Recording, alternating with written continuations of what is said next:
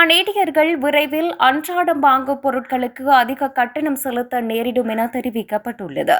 எதிர்வரும் 1ஆம் தேதி முதல் புதிய அமெரிக்க வரிகள் நடைமுறைக்கு வருகின்றமையினால் இந்த மாற்றம் ஏற்பட உள்ளது. மியூஸ் அண்ட் ஜேம்ஸ் போன்ற உள்ளூர் கடைகளில் ஏற்கனவே பொருட்களின் விலைகள் அதிகரித்துள்ளன. சில பொருட்களின் விலை இப்போது 25% அதிகமாக உள்ளது. இதனால் பல கடைகள் வாடிக்கையாளர்களுக்கு குறைந்த விலையில் பொருட்களை கொடுப்பதில் சிக்கல்களை எதிர்கொள்கின்றன. பலர் லாபகரமாக நிறுவனத்தை நடத்த போராடி வருகின்றனர்.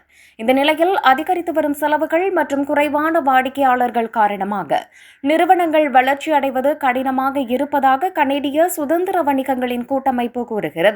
இதேவேளை இதுபோன்ற காரணங்களால் கனடாவில் கார் விற்பனையும் கணிசமாக குறைந்துள்ளது. பணத்தை மிச்சப்படுத்துவதற்காக அதிகமான மக்கள் பயன்படுத்தப்பட்ட வாகனங்களை தேர்ந்தெடுப்பதாக நிபுணர்கள் கூறுகின்றனர்.